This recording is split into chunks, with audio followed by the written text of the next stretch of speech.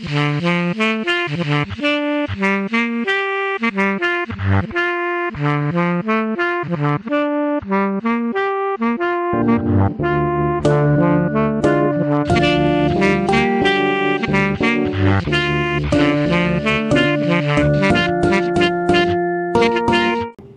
right. It's my guy, Patrick McGregor. Check it out. So what I'm doing with this is just talking about your experience as a creative person, as an entrepreneur, where it started, the journey, and then where you're at right now with it. So I guess my first question would be, where are you from? Like, where's Kane Patrick McGregor from? I'm from Denver. I was born in Wheat Ridge, Lutheran. I grew up back and forth. My parents got divorced, so I was back and forth from Longmont to here until I was about 15. And then I moved to California. And before that, I was like, drawing like Eddie from Iron Maiden. I was drawing like all gory stuff. Like I was into metal. So that kind of got me into art. Frank Frazetta, shit like that. But then when I moved to Cali is like when I kind of discovered, I was still just drawing that stuff, and then I got into a band and I started drawing logos for the band. What part of Cali? Northern California, like the East Bay. Yep. So I went to San Ramon Valley High School, and then I dropped out early. I took the GED and I moved to San Francisco for this girl, and it was Tristan's mom. We lived in San Francisco and we had Tristan. And then I was mostly in the music back then. I was in a band and wasn't really doing the art as much, just for the band really. And then I started getting into graffiti a little bit. And then I met Joker, who I worked at Tower Records, and I worked with him, and he got me really into graffiti. He was he's from DC, and he just had the illest hand style, and I just got sucked into graffiti right there.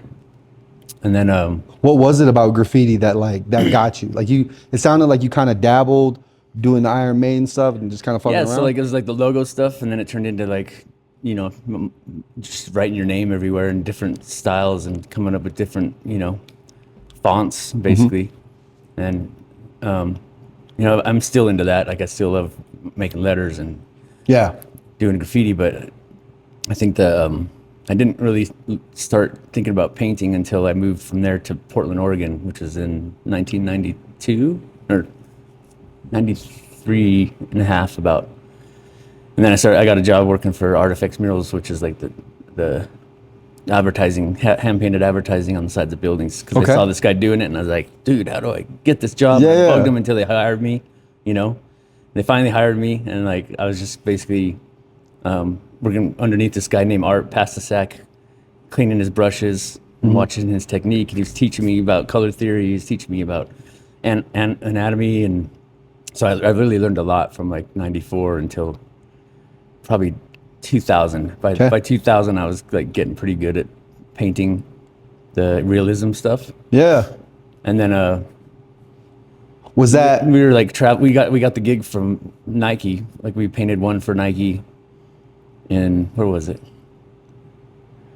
We did one in Portland, but then they wanted art to paint all their walls. So we were traveling to every major city painting, like Michael Jordan in Chicago. We painted Patrick Ewing in New York, and there's a bunch of other ones. We painted here in Denver. We painted what's his name? Now I can't think of his name. Mello, Iverson. No, football. Broncos when they were in the Super Bowl. John Elway. Nope, the running back. Terrell Davis. Yep. Remember that mural downtown? Yeah. I came back to Denver, and at that point I was living in Portland, and my dad was still living here. So I was always coming back to Colorado, but I saw it, when we did that, I kind of saw what the art scene was going on here. Starting to develop. And I started keeping an eye on it. I was because I always wanted to move back, but I was, doing stuff in Portland a lot, in New York, and we were traveling all over.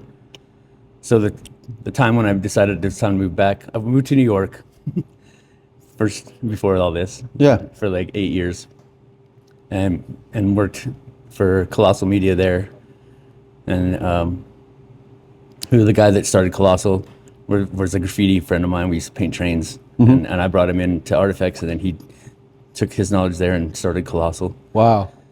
And then I moved to New York and worked for him for a while. And then when I decided it was time to move home, I was like, told him I'm leaving, and and my wife followed me out here, and we just, immediately bought a house. And I didn't know, I was sick of moving, so I was like, We're here. we're here.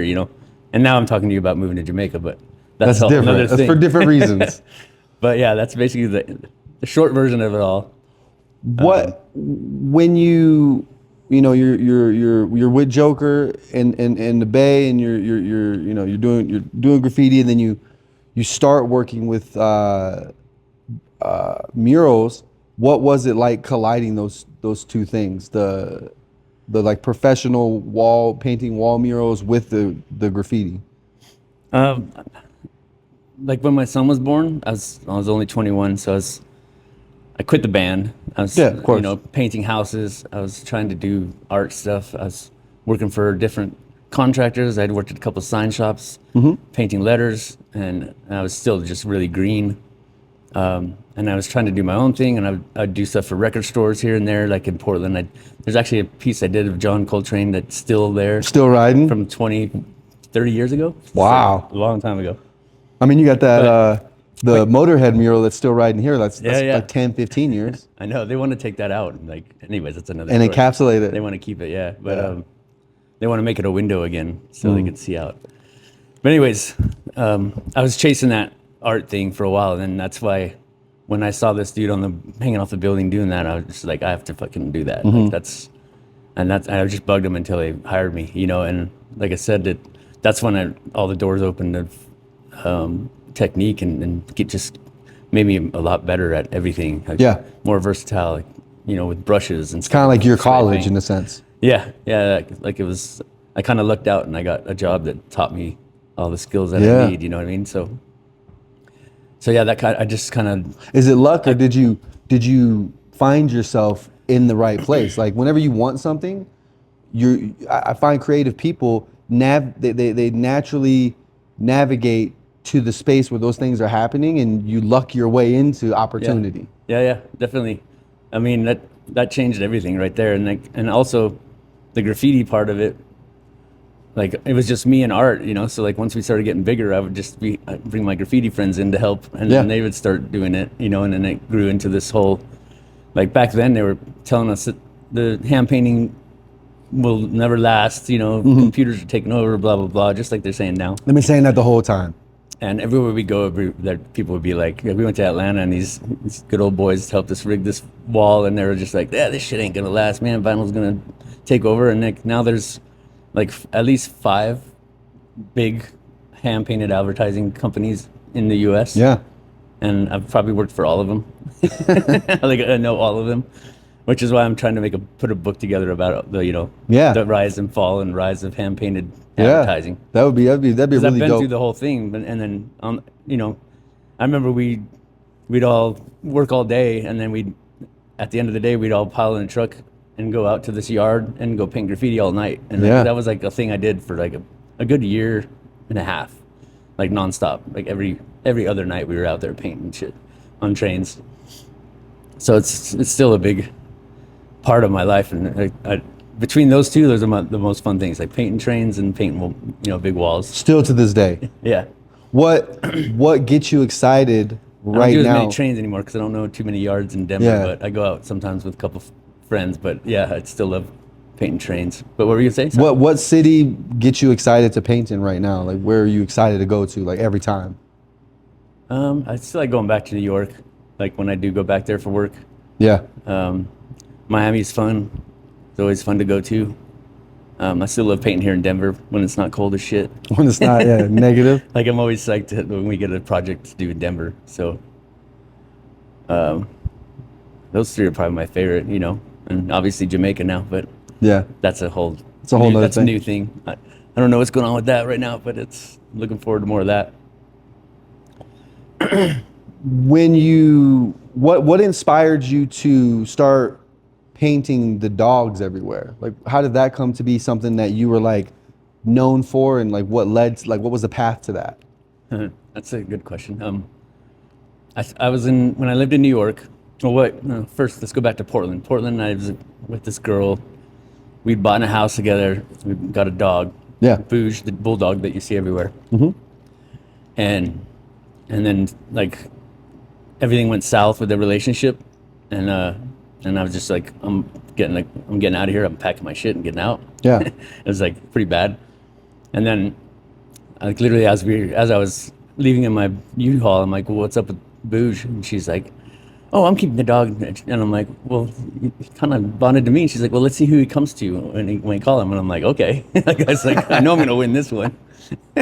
Which I did. She was like, Booge, come here. And he just kind of stared at her. And I was like, Booge. And he just ran over to me. And I'm like, let's go. Peace out, bitch. And I left. It was like almost out of a movie. And we drove to Phoenix, and I lived with my brother for just a minute, which is where I met Dumper. Yeah. And then I moved to New York with him by myself because I wasn't feeling Phoenix. And I was working in New York. I was just traveling and putting him, in a daycare or whatever for weeks on end. And so I was like, fuck it, I'm going to move to New York. And so I just packed the clothes on my back and my dog and drove out there. And then that's when cell phones started getting better, like for pictures and stuff, and I was taking pictures of him before that, but I started just taking pictures of him all the time. And like good lighting. I wake up in the morning, the sun would be shining, and I take a picture of him, and I started painting him. Like I got a couple big canvases, which I still have, that I would just, when I wasn't working, I would set it up in the studio, in the shop, and just paint. And I did like 2 or 3 of those. I actually did a couple commissions back then, but I never really thought about doing dogs only. I was still, I could paint anything I want, so I was kind of just going with the flow or whatever and painting what other people wanted. And then I think when I moved here and I worked with Thomas Evans, and I was like, I was doing different jobs, painting just bullshit like other people's what they want, which is fine. But it wasn't like fulfilling me. And he's like, and I did a couple murals of Booge here when I first got here, and it didn't really sink in. And I'm like, what do you think I should? How can I make my art identifiable a watermark as my art of what you are? He's like, well, he's like, the dogs, man. You always paint dogs. And I'm like, yeah, you're fucking right. Like, and I took somebody else to tell me. Yeah, of course.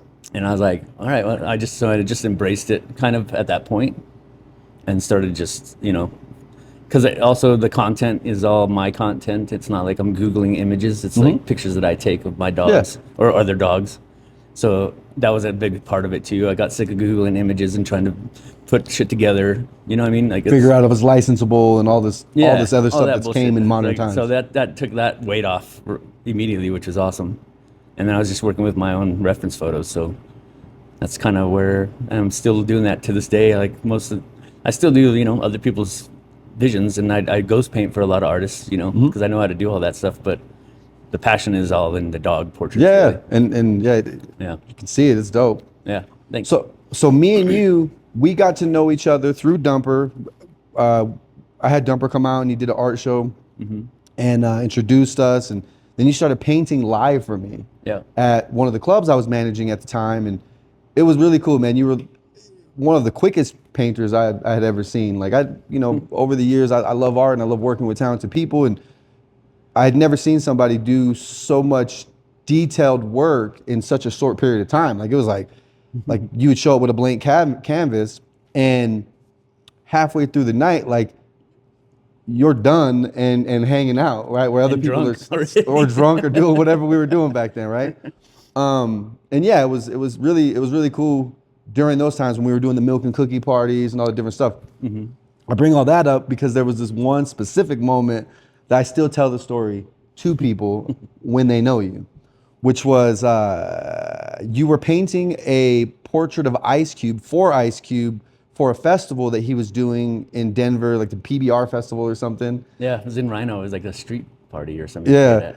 And you had painted that piece at the club that night, but then you had to take a train or a bus or whatever flight to go do some work out of town, and you're like, yo, can you hold on to this? And I was like, yeah, dude, all day. And so I took it home, and it lived in my my basement for a while, and just kind of left it alone. And then lo and behold, that festival came around, you came back in town, and you hit me up, And you were like, "Yo, dog, I got to grab that painting." And so I went to grab it, and somehow where it was stored, it had fell and it had gotten ripped. Yeah, And little like hole the in it. devastation of this like dope vintage photo of Ice Cube, who's like an icon we all love. You know, my friend paints this thing, entrusts me to hold it, and then it rips. I felt so bad. And then obviously I gave it back to you, and you being a true professional and expert, you were able to patch it, make it look like it never happened. Yeah, yeah, that was like, I've done that like 2 or 3 times before that, and it's kind of stressful, but it's, you know, if you do it right, it's not that big a deal. You just have to touch it up. But that's why I wasn't too bummed out. Like I was kind of like, oh fuck, because it was like the next day. Because it was like the or next something. day, yeah. So I had to like do a rush patch job on it, which was, and then I gave it to him. Yeah, there's a photo of him holding it, and it was like, yeah, it was such a crazy, because the last time I had saw it, it had that hole, and I felt so bad, and then the next day, it's you and him on stage with this still beautiful mural. Yeah, or, that was a little portrait. stressful, but it's fun to look back on that shit and laugh. Yeah. But yeah, painting in the club was always fun. That's kind of how I met Jared too. Like I met Jared through Delton too, but like that's when me and him started hanging out more and just painting together and just vibing, you know. When you're doing that club stuff that we were doing? Yeah. Oh, tight, yeah. Yeah. Like I knew of him before Sure. from the graffiti scene, but like that's when we got tight, you know, got a little tighter. My experience with Jared is he comes in and out of different creative worlds. Like sometimes he's trains and stockyards and that stuff, and then other times he'll be at the club painting live, and like he'll be around a lot, and then you won't see him for a while, and he's mostly tattooing. He's not. Yeah. So he like his creative process is different. Like he comes in and out. Yeah. Yeah. He's like, I'm kind of the same way too. I'm in and out, trying to stay home more, but then also trying to do The road more. still calls you. Yeah, still calls me. What is in the future for you and your career? Like what are you trying to drive? Where are you trying to drive it now? I mean, I still like these ghost painting projects because they pay good. So that's kind of like where my bread and butter's at. And then I still work for Overall and Colossal every once in a while.